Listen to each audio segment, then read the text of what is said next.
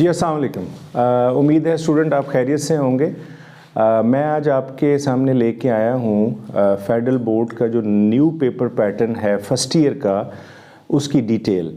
आज मैं आपसे वो पूरा पेपर डिटेल डिस्कस करूँगा और आपको बताऊँगा कि जो न्यू पेपर पैटर्न है उसको किस तरह आपने टेकअप करना है और प्रेपरेशन किस तरह करनी है। दिस इज़ वेरी इंपॉर्टेंट, क्योंकि बहुत सारे स्टूडेंट कंफ्यूज हैं और उनको ये लग रहा है कि शायद अभी पेपर पैटर्न इसका बहुत मुश्किल हो गया है और जो है अब हमारे लिए पेपर को पास करना और अच्छे मार्क्स लेना मुश्किल हो जाएगा। लेकिन मैं समझता हूँ कि ये बड़ी क्रिएटिव अचीवमेंट है और अगर हम इसको पॉजिटिवली लें तो हम बहुत अच्छी प्रेपरेशन कर सकते हैं और हमारी जो इंग्लिश लैंग्वेज है वो बड़ी अच्छी इम्प्रूव हो सकती है। ठीक है जी। तो पेपर पैटर्न को डिस्कस करने से पहले मैं आपसे ये कहूँगा कि आप कॉपी पेंसिल्स अपने पास रखें और कुछ इंपॉर्टेंट टेक्निक्स मैं आपके साथ शेयर करूँगा, उसको आप लिखते जाएं कि आपने प्रेपरेशन कैसे करनी है। ठीक है जी। तो फर्स्ट ऑफ़ ऑल आपको बताऊं कि आपका जो पेपर है उसके जो है ना वो सेक्शन, ये मेरे पास पेपर पड़ा हुआ है, उसके सेक्शन ए, बी एंड सी हैं। ठीक है जी। सेक्शन ए जो है वो आपका होगा MCQs और MCQs जो है वो 20 मार्क्स के होंगे और वो टोटल आपका ग्रामर बेस्ड होगा और उसमें आपने इंटेंसिव रीडिंग भी करनी है अपने चैप्टर्स की ताकि उसके अंदर वो सारा आपका कवर हो जाए। ठीक है जी। और जो ऑब्जेक्टिव होते हैं MCQs, याद रखिएगा, ये बोनस मार्क्स होते हैं।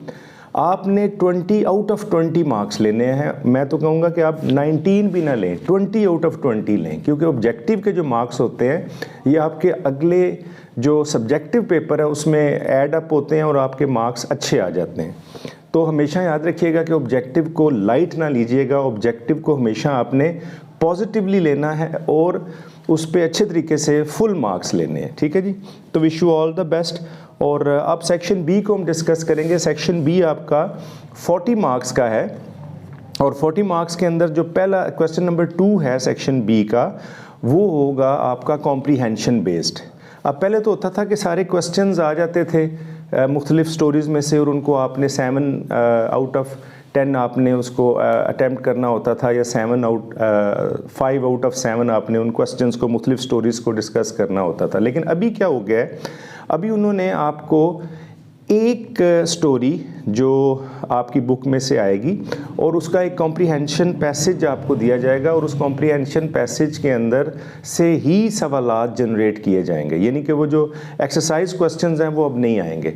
यानी आपको एक स्टोरी आएगी, आपके जितने भी चैप्टर्स हैं उनमें से एक स्टोरी आएगी। ठीक है जी। उसके स्टोरी का जो पैसेज है, कॉम्प्रीहेंशन पैसेज, यानी कोई भी किसी भी पार्ट को एग्जामिनर उठा सकता है और वो आपके क्वेश्चन नंबर जो आपका 2 है उसमें वो देगा। और उसकी सबसे इम्पॉर्टेंट चीज़ है समरी राइटिंग, जो कंपलसरी क्वेश्चन है। समरी राइटिंग में आपने जो है वो उस गिवन पैसेज की समरी लिखनी है और वो समरी आपके उसके मार्क्स होंगे 8 मार्क्स। ठीक है जी। और बाकी जो उसके क्वेश्चंस हैं वो उसी पैसेज से रिलेटेड होंगे। ठीक है जी।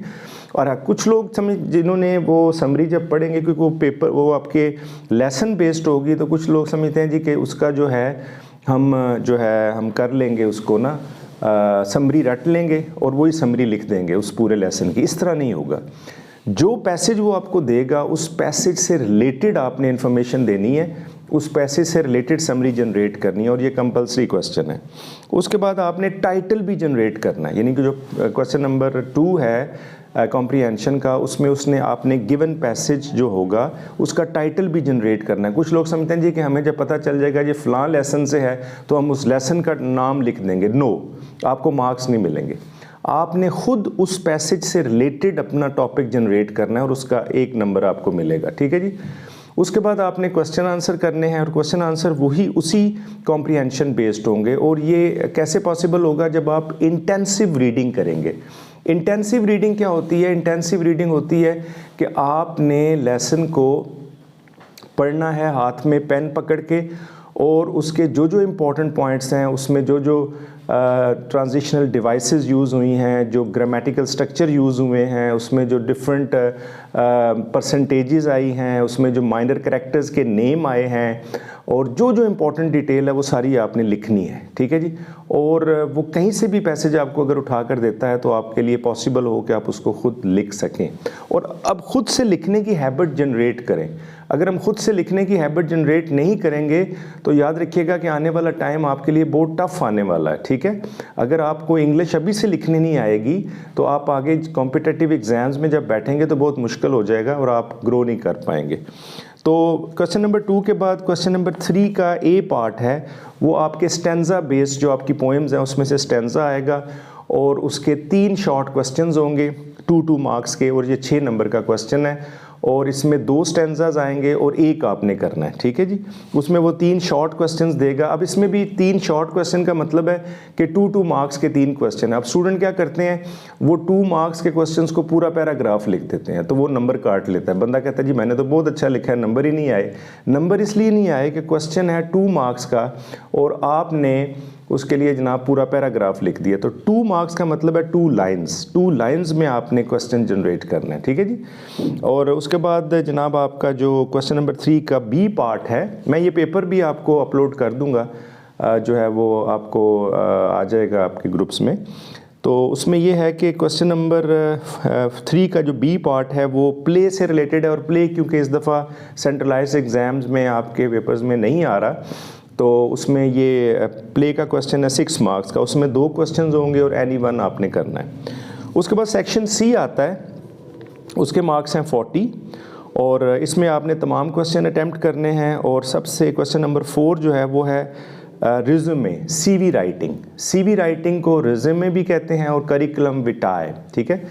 रिज्यूमे जो है ये अमेरिकन वर्ड है और करिकुलम विटाए जो है ये ब्रिटिश है, ठीक है। और दोनों सीवी बेसिकली ये है, और सीवी बेसिकली आपका एक इंट्रोडक्शन है और उसका एक सेट पैटर्न है जो मैंने क्लासेस में डिस्कस कर दिया है और उसको मैं जो है वो ग्रुप में भी शेयर कर दूंगा जिसमें आपको काफ़ी उसकी सीवी पैटर्न का पता चल जाएगा, ठीक है जी।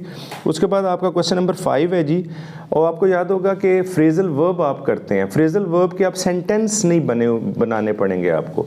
अब फ्रेजल वर्ब आएंगे चॉइस में, यानी एक सेंटेंस बना हुआ होगा और उसमें आपने आगे 2 फ्रेजल वर्ब होंगे और जो अप्रोप्रिएट फ्रेजल वर्ब है उसको आपने उस सेंटेंस में फिक्स करना है, यानी फिल इन द ब्लैंक्स में। ये क्वेश्चन नंबर 5 का ए पार्ट है 6 मार्क्स का, ठीक है। इसमें फ्रेजल वर्ब को आपने राइट फ्रेजल वर्ब ब्लैंक्स में लिखने हैं, ठीक है जी। लेकिन इसका मतलब है कि आपने फ्रेजल वर्ब याद करने हैं, उनके मीनिंग्स।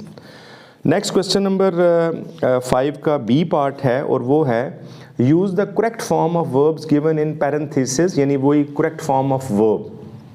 ये इसकी भी प्रैक्टिस आप ग्रामर के तौर पे जो है मैट्रिक में भी ये क्वेश्चन आता है और अभी फिर इन्होंने दिया है। तो ये वही स्टूडेंट कर सकता है जिसके टेंसेस अच्छे हैं। अगर आपके प्रेजेंट पास्ट फ्यूचर के टेंसेस अच्छे हैं तो आपको पता है कि इसके हेल्पिंग वर्ब क्या हैं, तो आप वो क्वेश्चन इजीली अटेम्प्ट कर सकते हैं। ये 6 मार्क्स का है and you can easily attain these marks.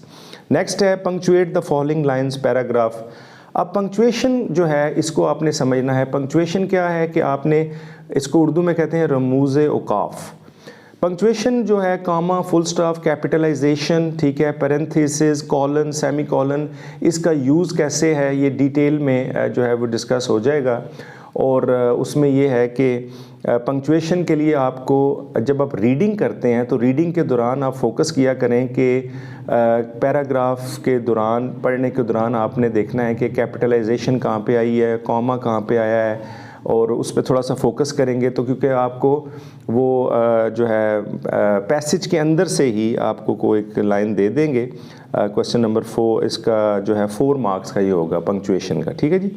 उसके बाद है question number 6 write a letter. बड़ा इंपॉर्टेंट क्वेश्चन है। लेटर राइटिंग जो है वो आपको आएगी और कोई चॉइस नहीं है इसमें। सीवी में भी कोई चॉइस नहीं है, लेटर राइटिंग में भी कोई चॉइस नहीं है। और लेटर राइटिंग का फॉर्मेट भी मैं आपसे शेयर कर लूँगा, बल्कि क्लासेस में मैंने दिया हुआ है, आपकी टीचर्स ने भी आपको बताया होगा।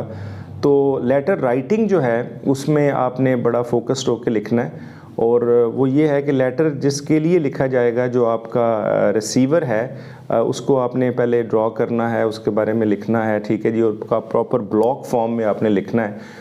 और लेटर के अंदर एक बड़ी इंपॉर्टेंट बात जो अक्सर स्टूडेंट नहीं जानते वो ये है कि आपके जो सैल्यूटेशन है, जो आपके जो एग्जामिनेशन हॉल, उसके बाद जो आपका सेंडर एड्रेस है, रिसीवर एड्रेस है, ठीक है जी, जिसको आप एड्रेस कर रहे हैं, ठीक है, ये सारी चीज़ें, और कॉम्प्लीमेंट्री क्लोज, योर सिंसियरली, ये XYZ, और ये जो है इनके 0.5 मार्क्स होते हैं, और ये टोटल 4 मार्क्स होते हैं इसके, और 4 मार्क्स होते हैं आपके बॉडी के, यानी कि जो लेटर का मैटर है उसके 4 मार्क्स हैं। ये टोटल आपका 8 मार्क्स का लेटर है। स्टूडेंट अक्सर क्या करते हैं कि वो कहते हैं जी हम जो है वो अंदर उसके गप्पे शप्पे मार देते हैं गप्पे मार देते हैं, ठीक है जी, और उसमें ये है कि चलो हमें पैटर्न के तो नंबर मिल जाएंगे। भाई 0 मार्क्स मिलेगा, ये मैं आपको बता दूं, ठीक है जी, कोई गप्पे नहीं चलेंगी।